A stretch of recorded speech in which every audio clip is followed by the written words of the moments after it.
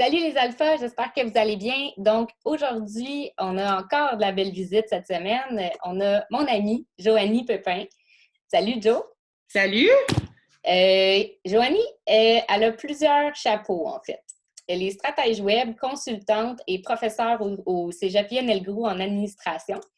Et G est venue nous parler de vente aujourd'hui. Comment ça va, G? Ben, ça va super bien. Je suis à la maison compte tenu des circonstances. Puis, je suis contente d'être avec vous autres aujourd'hui. Puis, si jamais je peux vous aider, ben, j'aurais fait mon bout Ben pour oui, votre communauté. ben là, je suis complètement certaine de ça. Fait que c'est ça, moi et Joanie, dans une autre vie, on a travaillé ensemble dans une agence en marketing web. Puis c'est ça, j'ai pensé tout de suite à Joanie quand il a été question de vente parce que c'est un sujet qui revient beaucoup sur le groupe.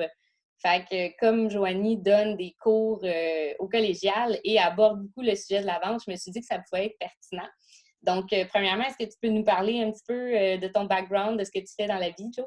Bien, certainement. Fait que pour faire un petit résumé rapide, je suis effectivement, comme Marie-Ève l'a dit, enseignante au collégial. Je travaille au Cégep Lionel Groulx en technique de gestion de commerce depuis un peu plus que 2 ans.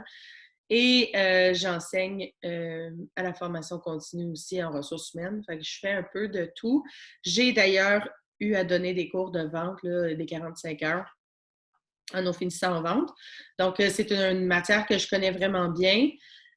Pour la consultation, ben à la base, là où j'ai connu Marie-Ève, entre autres, c'est à titre de stratège web. Donc, j'ai une maîtrise en commerce électronique. Donc, je suis une spécialiste de ce que j'appelle communément les interwebs. Et ma vie en dehors d'être prof et de la correction, c'est de montrer aux gens comment on peut faire de l'argent sur le web. Fait que je pense que je suis une Super, ça, personne qui peut vous aider. good! Mais oui, absolument, c'est sûr. Donc, c'est ça, j'ai posé les questions aux alphas la semaine dernière pour savoir en fait, qu'est-ce qu'elles voulaient savoir par rapport à la vente qui pourrait les aider. Les questions qui sont ressorties, la première, tout d'abord, ça serait par quoi on commence quand il s'agit de vente? Donc, est-ce que tu peux nous parler de la base, le step Ben, one, en fait, concernant la vente? certainement. Puis à part de ça, je vous ai préparé une petite présentation résumée sur la vente. Fait que je vais vous parler en utilisant ça. Je pense que le support visuel peut vous aider dans ce cas-ci à comprendre.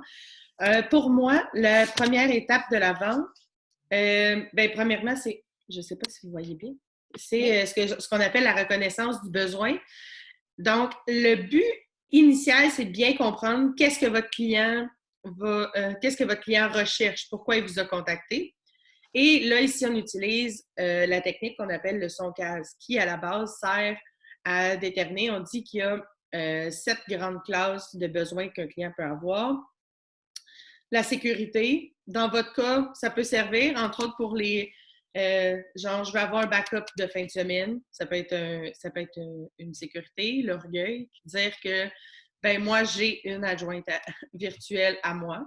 Ça peut être ça. Donc, c'est comme se vanter. La nouveauté qui est, savais-tu que ça existe, c'est nouveau. Moi, je suis le premier à l'avoir. Ça, souvent, on le voit, c'est le concept de ce que j'appelle l'iPhone. oui, La oui, dernière oui. technologie, la nouvelle affaire. Le confort, c'est pas une question de je suis super occupée, puis pour avoir le droit de travailler, puis me concentrer sur mes trucs, je me paye quelqu'un qui peut s'occuper de tous mes De mes services trucs. Ouais. d'adjointe. Oui, exactement. La question d'argent, pour sauver de l'argent. Donc, au lieu d'avoir quelqu'un engagé à temps plein, ils vont chercher quelqu'un qui va être engagé, mais à temps partiel, par exemple. Fait que vous allez leur permettre de sauver, d'avoir des économies. La sympathie, je vous dirais que ça, c'est rare, ça risque de moins d'arriver. On le voit souvent sur j'ai acheté ça, j'achète ça, c'est un cadeau pour la fête des mères, c'est un cadeau pour quelque chose. C'est pour en réconfort de.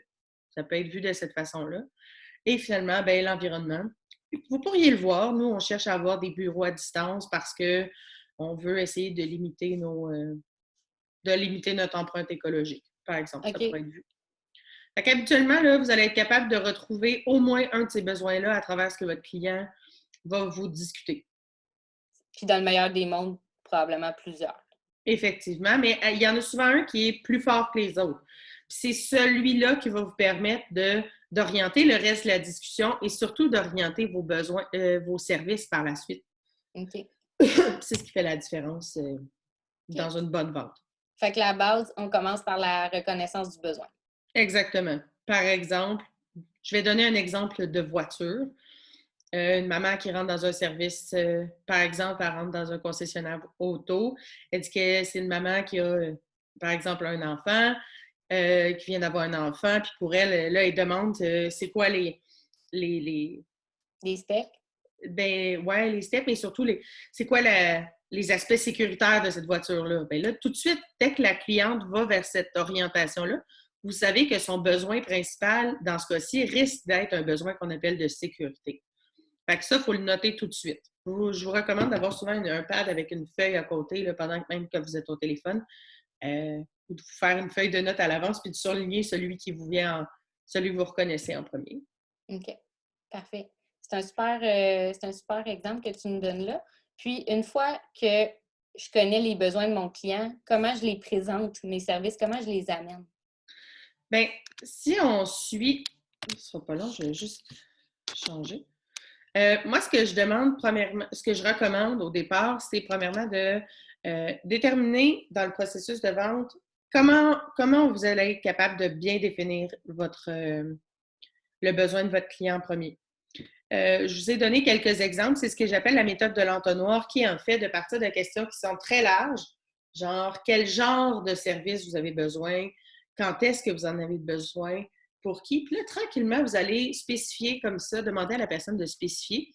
Ça va vous permettre d'obtenir à la fin, vous voyez le son casque qu'on retrouve ici au bas, ça va vous donner l'idée principale de ce que la personne a vraiment besoin. Et c'est à partir de là que vous allez être capable de déterminer de quelle façon vous allez pouvoir présenter vos produits puis vos services. Donc, si votre client potentiel a un intérêt particulier pour l'argent, donc son but, c'est d'avoir des économies ou plutôt d'avoir un effet de levier puis d'être capable d'avoir une personne attitrée à ce poste-là qui va lui permettre, lui, de vendre plus. Bien, à ce moment-là, c'est de cette façon-là que vous allez être capable de le déterminer et par la suite, vous allez pouvoir présenter les avantages que vous allez pouvoir présenter à la personne selon son fameux besoin sous-jacent. OK, parfait. Fait que l'écoute pour déterminer le besoin, ça va être super important, justement. Pour 90% d'écoute, 10% de parler. C'est ça vrai. Le plus important. En vente, on dit plus un client parle, plus tu l'écoutes. Oui, absolument. Okay? Puis vous emmagasinez le maximum d'informations que vous êtes capable d'avoir parce que ces informations-là sont des clés sur comment vous allez être capable de leur vendre ou de leur approcher vos services par la suite. C'est vrai. Donc, si on résume aussi un appel stratégique, un appel de qualification d'un client, toujours parler peut-être 10% du temps parce que le 90%, c'est le client qui va le combler. Exactement. Puis si on a toujours des gens qui sont plus introvertis, qui vont avoir tendance à moins parler d'eux-mêmes, bien, ces questions-là, un peu semi-planifiées à l'avance que je vous propose ici, vont être capables de vous aligner sur le genre de questions à poser. Puis avec le temps, bien, cette routine-là va entrer, puis vous allez être capable de voir des questions plus spécifiques à leur poser pour leur sortir les verres du nez un peu, puis avoir le plus d'informations possible. Parfait. Puis, en fait, en vente, on entend souvent les mots bénéfices, avantages. Puis, je pense que c'est peut-être pas clair pour plusieurs entrepreneurs, en fait. Est-ce que tu peux nous dire c'est quoi la différence entre un bénéfice puis un avantage? Certainement. Je vous ai préparé une petite présentation ici. Donc, moi, ce que je recommande à la base, c'est, une fois que vous avez déterminé le besoin, c'est de vous planifier à l'avance quelques caractéristiques, avantages et bénéfices pour être capable de bien présenter vos services. Et là, je vous ai mis ici un petit tableau qui vous permet de vous préparer un peu à l'avance. Donc, on a à la gauche ce qu'on avait le son case tantôt, là, les sécurité, orgueil, nouveauté. C'est ça. Les 7 besoins de base. Et par la suite, bien, on va tomber avec, je vous recommande de faire l'exercice, là, de vous trouver une caractéristique de votre produit ou de votre service associé à ça. Fait que sécurité, ce serait par exemple, dans le cas d'une voiture, 12 coussins gonflables. L'avantage d'avoir 12 coussins gonflables, c'est par exemple d'offrir une sécurité accrue. Et le bénéfice, bien, c'est de prendre ça et de le tourner vers le besoin initial du client. Donc, caractéristique 12 coussins gonflables. L'avantage, c'est ça l'offre une sécurité et le bénéfice, c'est de s'assurer que les enfants de la dame, par exemple, vont être en sécurité en cas de collision. Donc, OK. c'est un avantage. Ouais. Excuse-moi de t'interrompre, je suis désolée. Vas-y. Je veux juste préciser, en fait, donc le bénéfice, c'est une conséquence positive de l'avantage. Effectivement. Parfait. Merci. C'est une belle façon de le décrire. Merci. OK. De rien, prof. C'est drôle. OK, super. Fait que, c'est ça, je vais juste préciser pour qu'on soit en mesure de bien faire la distinction parce que si on regarde peut-être dans le dictionnaire, probablement qu'avantage, bénéfice, là, ça se ressemble beaucoup. Donc, le bénéfice, l'avantage, je le vois plus. Moi, l'avantage, je le vois de façon générique. Donc, qu'est-ce que les 12 coussins gonflables apportent? Puis le bénéfice, c'est qu'est-ce que le client en tire. Ah, OK. Fait que oui, de la façon dont tu l'expliques, c'est exactement ça. Fait que, par exemple, l'avantage, bien, ça apporte un avantage, ça apporte davantage de sécurité. Oui. Mais le bénéfice, c'est la famille va être en sécurité grâce à ces coussins gonflables-là. OK. Parfait. Par exemple, caractéristique, pour vous autres, ça pourrait être une caractéristique pour ce qui est du confort. Quelqu'un qui décide qu'il veut travailler seulement du lundi au vendredi, qui veut se consacrer à sa famille les soirs et les week-ends, une caractéristique, ça pourrait être que vos services sont offerts jusqu'à 21 h ou sont offerts de fin de semaine. OK, pour les adjointes virtuelles.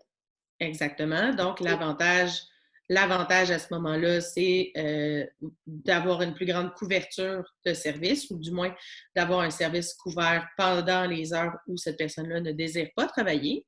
Et le bénéfice que cette personne-là va en tirer, c'est de pouvoir être confortable à la maison avec ses enfants et sa famille. Plus de temps libre, ça pourrait être le bénéfice. Exactement. OK. Il y a la dernière colonne qui est la preuve ou l'expérimentation. Et ça, c'est si jamais vous êtes capable de le faire.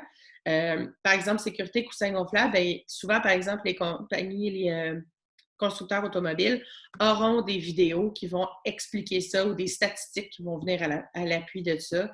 Si jamais vous avez été capable de prouver que, par exemple, si vous voulez travailler au niveau de l'argent, une expérimentation, une preuve associée à ça pourrait être, par exemple, j'ai un client qui a augmenté de 17,2 ses ventes parce qu'il passait moins de temps au téléphone ou à faire de la rédaction ou à rédiger des documents.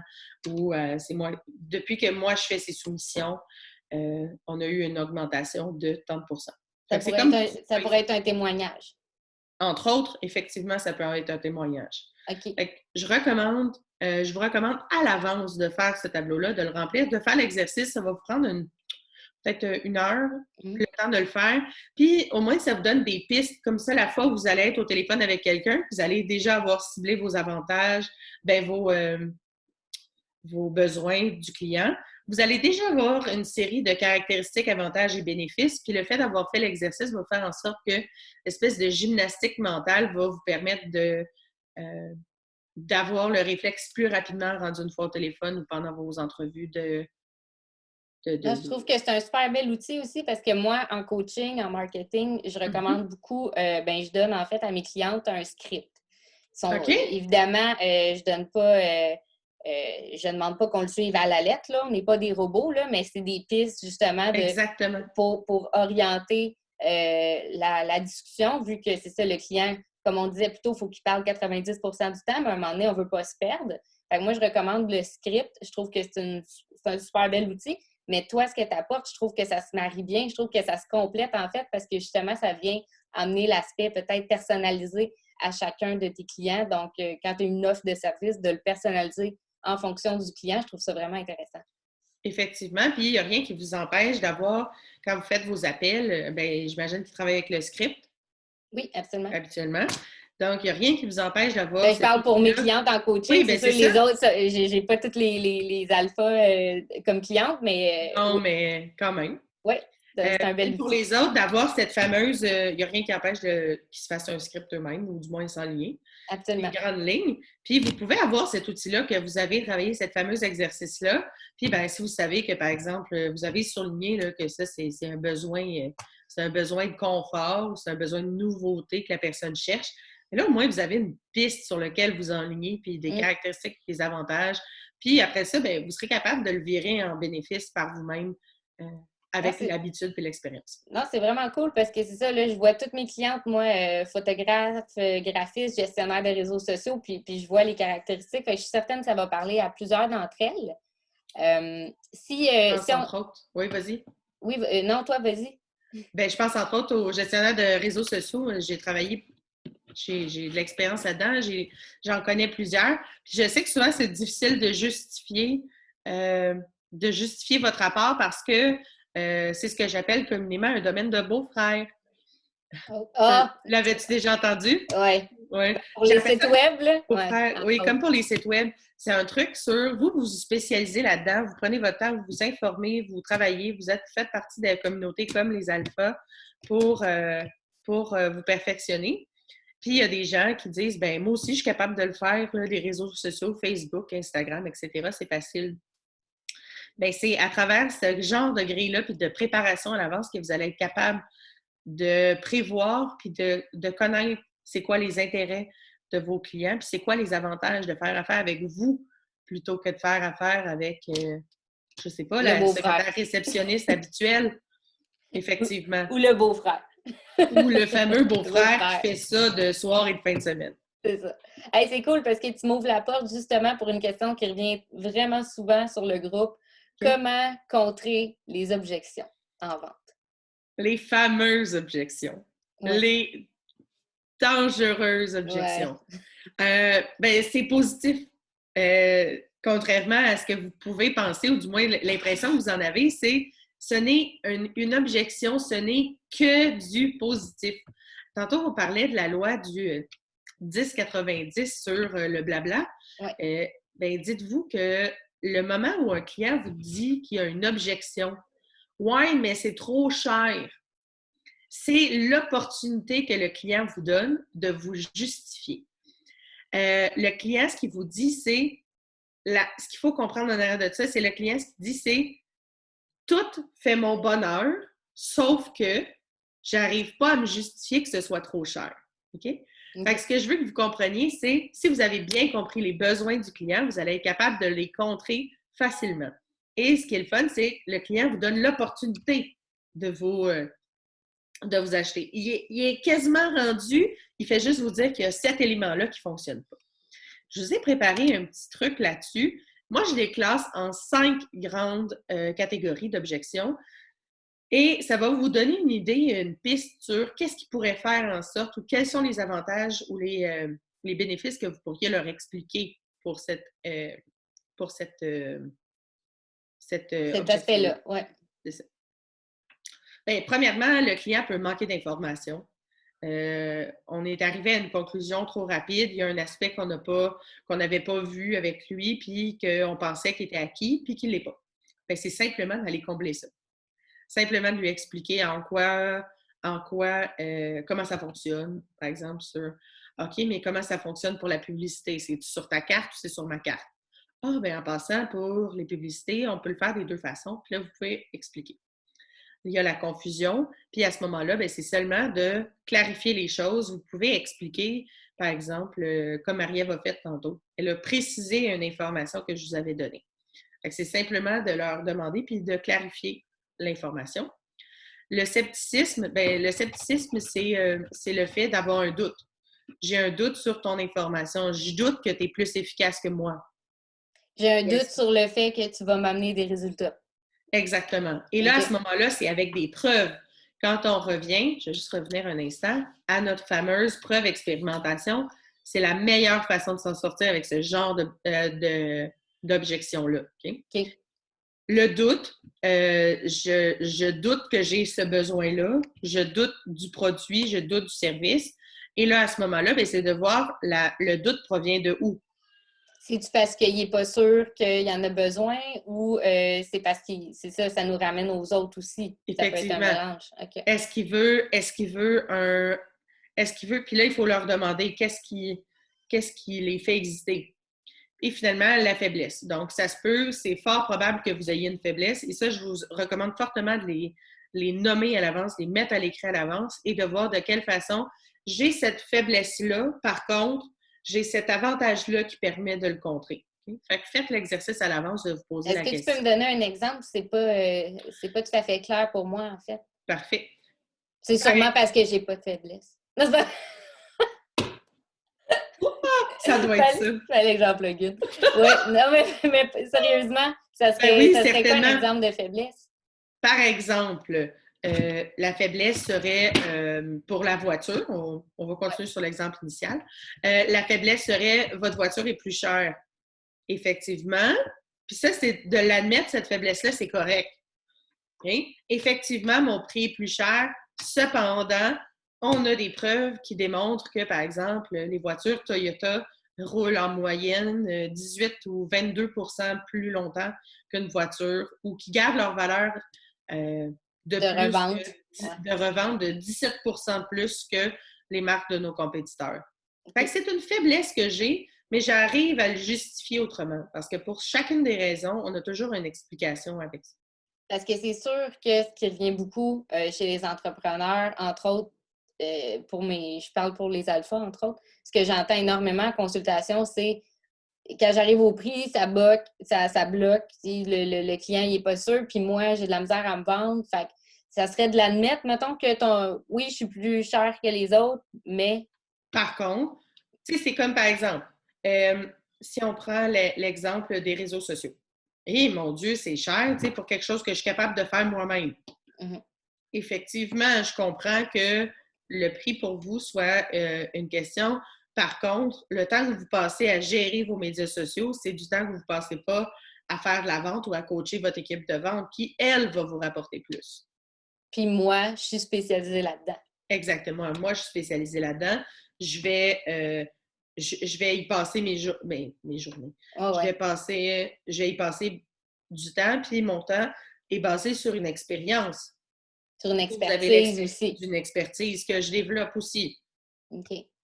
Ah, ça permet. Autre truc sur l'objection, souvent, on entend l'objection « je vais y penser ».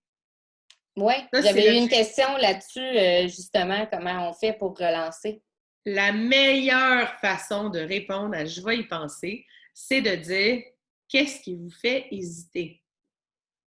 OK? Mm-hmm. Donc, pourquoi aujourd'hui, tu n'es pas prête à acheter? Et là, ce qu'on fait, c'est on fait parler la personne. Qu'est-ce qui vous fait hésiter? Ben à ce moment-là, c'est je sais pas si je suis prête à investir ce genre d'argent-là. Ah, OK, c'est une question d'argent. Et là, on peut répondre à cette objection-là maintenant qu'on la connaît. Parce que le problème caché en arrière de je vais y penser, c'est qu'on ne sait pas c'est quoi le problème. Fait qu'il faut aller chercher l'information. Et la meilleure façon de le faire, c'est de poser la question. Simple comme ça. Parfait. Qu'est-ce qui vous fait hésiter? Parce que souvent aussi, j'imagine, dans le 3/4 des cas, le je vais y penser, c'est une façon polie de dire non. Parce qu'en tant que tel, si je vais au magasin, j'arrive pour m'acheter, je sais pas moi, une montre, bien, je sais déjà si je la veux ou si je la veux pas. Il n'y a pas d'affaire de je vais y penser. Dans la majorité des cas. Fait que c'est la même chose pour le client. Et souvent, ben, c'est là où on va voir les objections rentrer. Ah, ben, je la trouve chère. OK. Puis là, ben, on peut expliquer, effectivement, nos produits sont un peu plus chers que la moyenne. Par contre, on a une garantie. Nous, on a une garantie illimitée sur les produits, effectivement, okay. Ou on a un service après-vente. Si jamais il y a un défaut sur la montre ou vous n'êtes pas certain, par exemple, vous pouvez toujours venir l'échanger.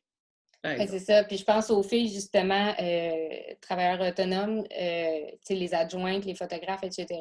Quand vient le temps du prix, peut-être juste important de mentionner, c'est ça, votre expertise, les filles. Ça fait tant de temps que je fais ça. Moi, c'est ma spécialité.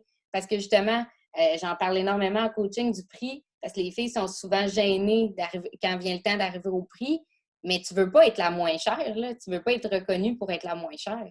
Qu'est-ce que ça indique être la moins chère? Que tu ne vaux pas la peine? Ouais, c'est ça. OK. Cheap labor. Non, mais oui, exactement. Ah non, mais moi, je le fais pas cher. Le beau-frère, il le fait pas cher. Il le fait pas Pour... bien. Il le fait pas bien non plus. Exact. Non, moi c'est mon prix. Je le fais pas. Je cherche ce prix-là pour telle raison. Et il faut les déterminer à l'avance, ces raisons-là. C'est Ouais, pour pas bloquer, justement, pas bégayer puis être mal à l'aise. plus vous êtes d'aplomb sur vos ventes, plus vous foncez, plus la confiance en soi va se ressentir chez le client. Si vous n'êtes pas sûr de pourquoi les gens payent ce prix-là, les gens ne peuvent pas être convaincus que ça vaut la peine de vous payer ce prix-là non plus. C'est ça, c'est un aspect, je pense qu'on parle pas assez dans la vente, c'est d'avoir confiance en soi, d'avoir confiance en son service, en son expertise, parce que justement, comme tu viens de le dire, si tu n'es pas convaincu, tu ne seras pas convaincante. Exactement. Super. Donc, puis si on continue en fait avec, je pense que c'est la dernière question que j'avais reçue sur le groupe. Comment on utilise les techniques de vente pour closer, en closing ou en fermeture de vente? Effectivement, puis je vous ai fait un petit topo de rapides techniques de vente. Il y en a plusieurs à utiliser. Le concept de base, c'est utiliser la technique avec laquelle vous êtes à l'aise. Très, très, très important. La première, c'est la réponse simple. Est-ce que ça vous convient? Donc, avec une question de cet ordre-là, ça demande à la personne, ça officialise la question de la fermeture. Okay? Ben, vous y allez. Est-ce que ça vous convient? Simplement. Exactement, simple comme ça. Il y a Parfait. la version double. Vous préférez la jaune ou la rouge? OK. Donc, à ce moment-là, c'est comme si j'implicite le fait que la personne le prend. Je lui donne juste le choix de la couleur à la fin. Par exemple, vous voulez le service à la carte ou vous voulez le service mensuel? OK. La vente présumée, et ça me fait toujours penser à Martin Matt qui, dans un de ses sketchs, faisait ça. Donc, je fais ça à quel nom? Ah, mon Dieu, oui! OK.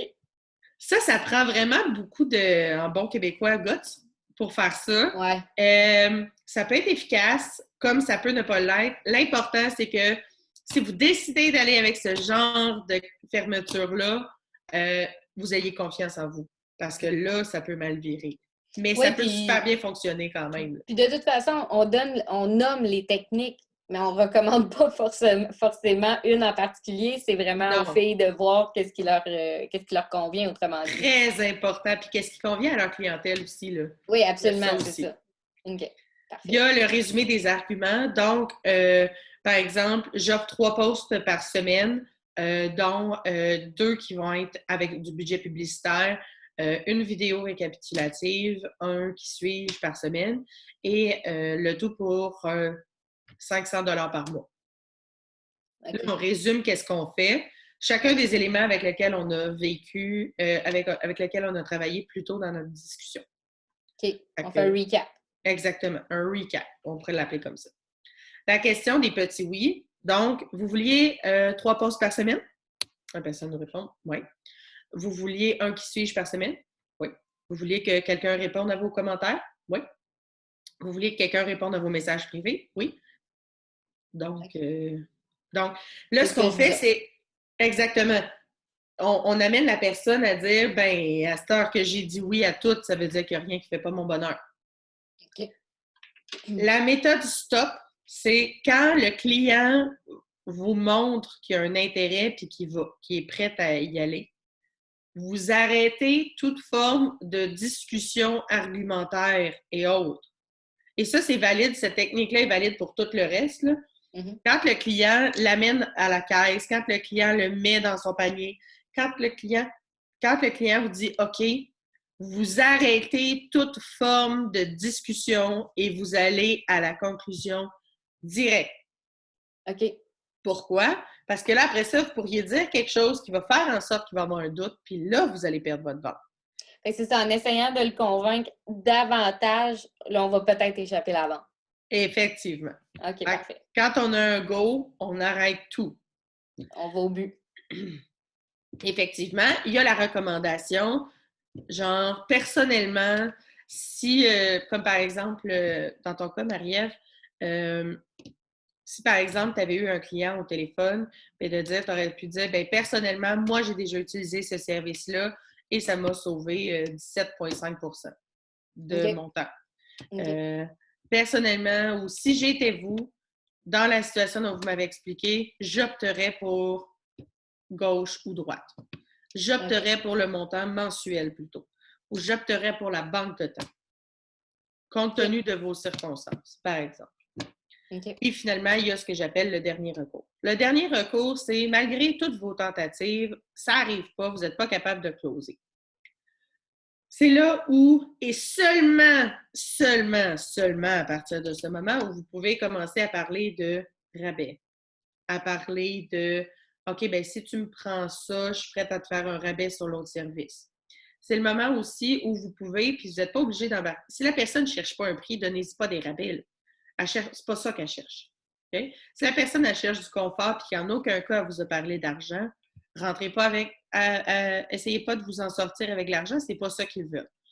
À ce moment-là aussi, vous pouvez dire, les gens, ils peuvent vous dire, je vais y penser. Ils peuvent retourner avec ce genre d'objection-là et à ce moment-là, vous pouvez conclure à parfait, je vous laisse 3 jours pour y penser, je vais vous recontacter dans 3 jours. Ou on en rediscute, par exemple, la semaine prochaine. Est-ce que lundi à 1 heure, ça vous convient? Et là, ce qu'on essaie de faire, c'est que tout de suite, on essaie de relancer le client à l'avance pour essayer de ne pas perdre notre vente. Okay? OK. Donc, on laisse la personne, si la personne veut vraiment y penser ou veut vraiment en parler à sa femme ou veut vraiment parler à son associé, peu importe, laissez-lui cette liberté-là quand même, mais planifiez que vous allez le rappeler cette journée-là. Est-ce que mardi prochain à 13h, c'est un bon moment pour vous? Et là, OK. vous le planifiez à l'avance. Ce qui fait en sorte que vous n'aurez pas la question à vous poser de ben là, je le rappelle pas, J'ai-tu l'air harcelante? C'est j'ai-tu l'air correct? harcelant, j'ai-tu l'air pas harcelant, c'est-tu trop de bonheur, c'est-tu pas trop de bonheur. Et là, ce qu'il faut comprendre, c'est le client, fort probablement, s'il a ce besoin-là, puis il vous a appelé, vous a contacté, il risque d'aller voir ailleurs. Okay? Et là, Absolument. peut-être que son chemin, son idée va se faire. Fait qu'il faut trouver l'espèce de moment entre les deux. Parfait. Ou je vais faire une promotion le mois prochain sur tel truc. Si par exemple, la personne vous a parlé de prix. Ou dans votre cas, je serais prête à faire un jumelage des deux produits. Si vous me prenez les deux produits, je serais prête à faire un prix pour les deux produits ensemble ou les deux services ensemble. Okay? C'est dans ces Ouais, moments-là sinon, où vous moi, je recommande plus, c'est ça, moi, je suis un petit peu moins vers les promotions et tout parce que mm-hmm, les filles, c'est vraiment des entreprises de services, mm-hmm. mais c'est pas mauvais, tu sais, j'empêche personne de faire des promotions s'ils veulent, mais ce que je recommande des fois, c'est peut-être d'avoir une entente à plus long terme avec le client. Tu sais, de dire, OK, Effectivement. si tu prends mes services pendant X durée de temps, Parfait. là, à ce moment-là, je vais ajuster mon taux. Mais si c'est Ouais. juste comme à court terme, là, je recommande moins. Qu'est-ce que tu en penses, toi? Moi, je le recommande. Même chose que toi, soit OK. sur du long terme, soit sur plus de services. Oui, absolument. C'est ça. Juste Un ou un plus gros l'autre, package, ouais. parfait. Moi, c'est ce que je recommande. Pourquoi? Parce que vous allez être capable de vous en tirer plus facilement au volume. Vous vous occupez quand même vos heures pendant ce temps-là. Exactement. Fait que c'est pas un service à rabais, mais plutôt un service que j'appelle un rabais au volume. Absolument. Fait que c'est Tout à plus de fait, parce cette que façon-là. puis aussi, attention avec les rabais et les promotions, parce que souvent, les gens vont avoir tendance à faire un petit peu ou pas le calcul. Puis au bout de la ligne, si vous accordez une promotion ou un rabais, ça se peut que vous ne fassiez pas d'argent. Fait que juste faire vos calculs comme il faut avant de commencer à offrir des réductions parce qu'au bout de la ligne, c'est dans vos poches que ça va jouer. Effectivement. Puis de toute façon, le seul moment où je penserais à de la réduction ou qu'il y aurait un intérêt de réduction, c'est pour les gens qui ont besoin d'économie d'argent. Avant ça, c'est pas leur besoin principal. Mhm. S'ils vous ont pas parlé d'argent, ne leur parlez pas d'argent. Oui, tout à fait. Okay? Oui, Vous êtes confiant, il y a une raison pour laquelle vous chargez ces prix-là. Puis il faut marteler cette information-là et non accepter le rabais. Le rabais, ça veut dire, OK, c'est vrai, dans le fond, tu as raison, je ne vaux pas ce prix-là. Mhm. C'est ça le message que vous envoyez Vraiment. quand vous offrez le Oui, rabais. c'est ça, c'est un message contradictoire, là, absolument. Puis non, c'est parfait ce que tu nous dis là, Joe. Puis évidemment, là, on a parlé d'objections, de techniques de fermeture, on a parlé de beaucoup de choses, mais on s'entend qu'en amont, il y a un travail important à faire au niveau de la niche, au niveau de la recherche du client idéal, parce que justement, si on détermine son avatar correctement, si on se monte une structure marketing qui a du bon sens, on va avoir de moins en moins d'objections à contrer, puis de débats à avoir avec ses clients, right? Effectivement. Et l'autre truc, c'est que vous allez être capable d'avoir votre fameux tableau dont je vous parlais un peu plus tôt, va être de plus en plus étoffé. Et vous allez Absolument. être capable de plus facilement répondre à ces objections-là. Et vous allez avoir des preuves puis des expériences positives par rapport à ce type de client-là. Donc, encore plus facile de justifier vos, Au service. vos services. Oui. Puis Moi, il y a la pratique aussi qui embarque en ligne de compte. Tu sais, plus on en fait, plus on vient bon, plus on vient confiant, puis à un moment donné, tout s'enchaîne. Puis ça devient facile à ce moment-là parce que la vente, oui, ça fait peur au début, mais plus on en fait, ça ça devient. devient une routine. Absolument. Totalement d'accord. Ça devient une routine. Mais Ouais. moi, je pense que le concept de base, c'est de la préparation. Vous vous préparez. C'est quoi vos avantages? Pourquoi je ferai affaire avec vous? C'est quoi les besoins que les clients peuvent avoir? Comment vous pouvez les reconnaître? Puis c'est avec ça que vous allez être capable de plus facilement Totalement. vous vendre. Puis, écoute, c'est super. Ton outil, ta présentation, on va la partager sur le groupe. Certainement. Aussi, on peut te suivre via ton profil personnel sur Facebook. Donc, je vais Oui, le mettre aussi en commentaire. Tu es d'accord si les filles communiquent avec toi, si elles ont des questions sans plus problème. Ça va me faire parfait. plaisir de vous aider. Good. Ben, écoute, merci Joe pour cette entrevue-là. Pour eux, c'était super intéressant. J'espère que ça va en aider plusieurs. Puis, Ben, c'est mon intérêt, c'est mon souhait à moi aussi. J'espère que ça va vous avoir aidé. Puis, n'hésitez pas à communiquer avec Marie-Ève ou avec moi si jamais vous avez des questions. yes, sir. Merci, G. Passe une belle journée. Bye! Bonne réussite tout le monde! Merci. Bye!